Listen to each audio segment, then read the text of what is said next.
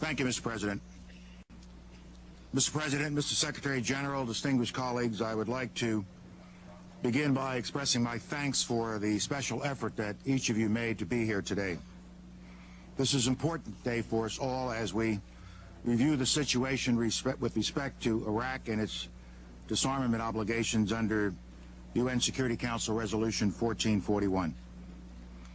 Last November 8th, this Council passed Resolution 1441 by a unanimous vote. The purpose of that resolution was to disarm Iraq of its weapons of mass destruction. Iraq had already been found guilty of material breach of its obligations, stretching back over 16 previous resolutions and 12 years.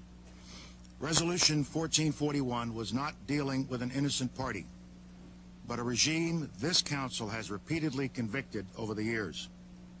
Resolution 1441 gave Iraq one last chance to come into compliance or to face serious consequences. No Council member present and voting on that day had any illusions about the nature and intent of the resolution or what serious consequences meant if Iraq did not comply. And to assist in its disarmament, we called on Iraq to cooperate with returning inspectors from UNMOVIC and IAEA. We laid down tough standards for Iraq to meet to allow the inspectors to do their job.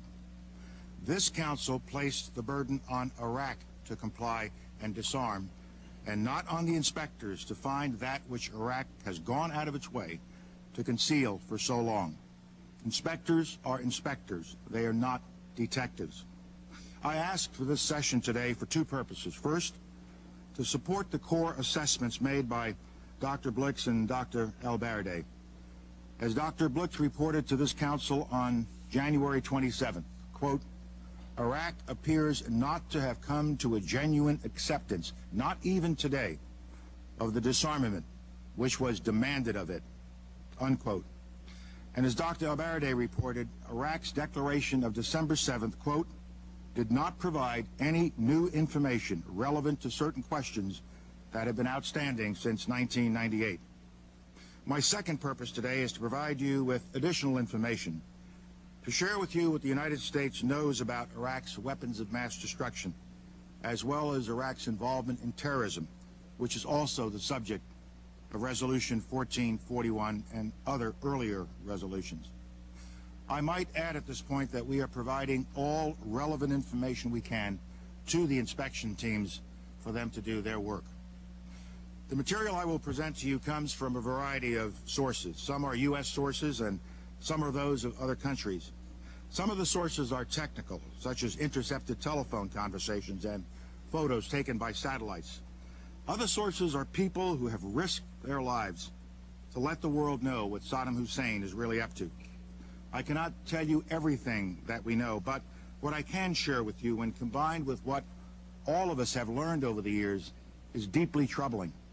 What you will see is an accumulation of facts and disturbing patterns of behavior. The facts in Iraq's behavior demonstrate that Saddam Hussein and his regime have made no effort to disarm as required by the international community.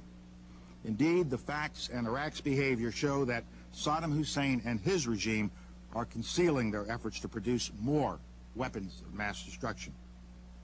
Let me begin by playing a tape for you. What you're about to hear is a conversation that my government monitored.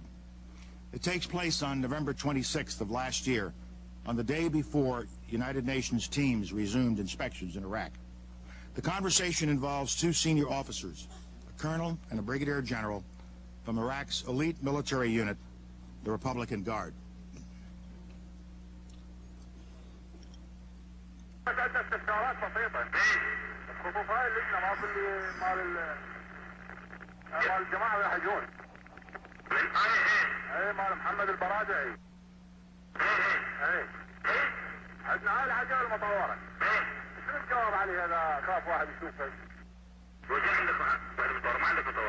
بلا عندي وحدة يا اما عامل شركة الكندي مال الكندي ايه ما جاني الحملات الصبح هو عندي ملاحظات اني نخافت بقيت احنا خلينا ما كل شيء ما احمر لك كل هذا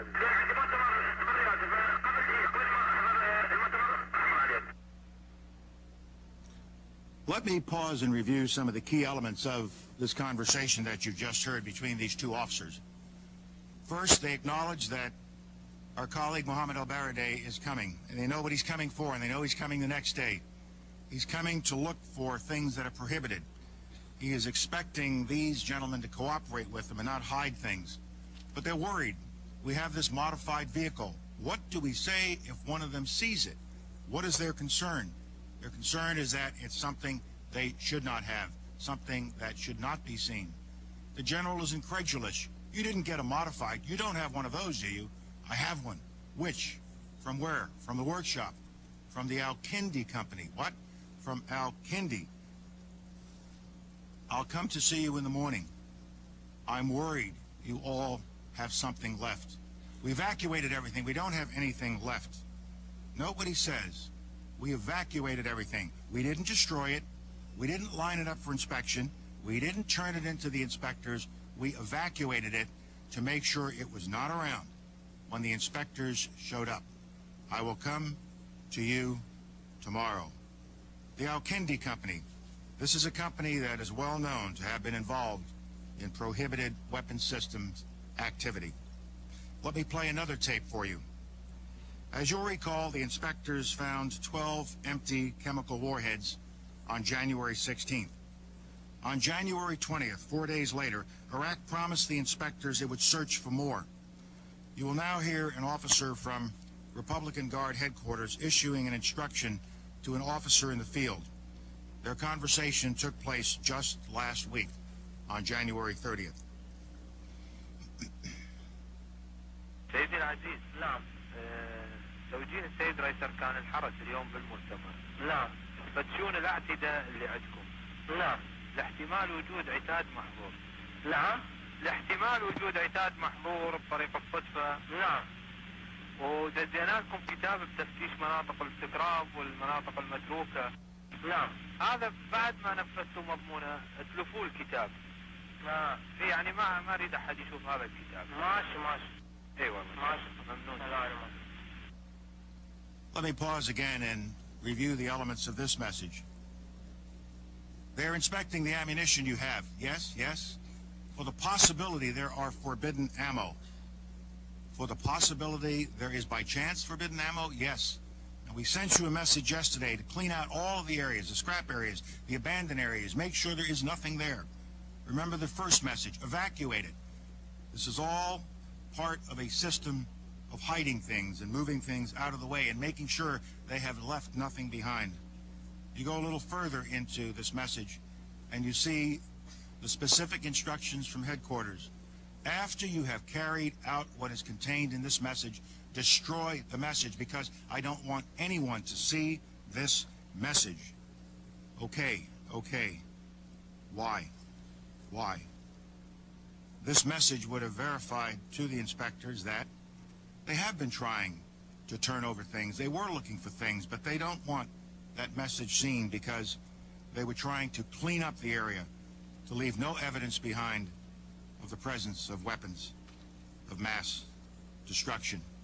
And they can claim that nothing was there and the inspectors can look all they want and they will find nothing.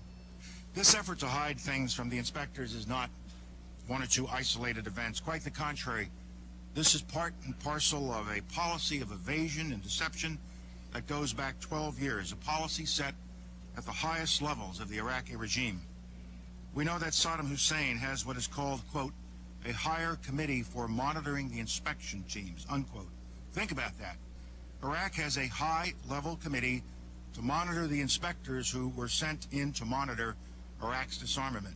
Not to cooperate with them, not to assist them, but to spy on them and keep them from doing their jobs. The committee reports directly to Saddam Hussein.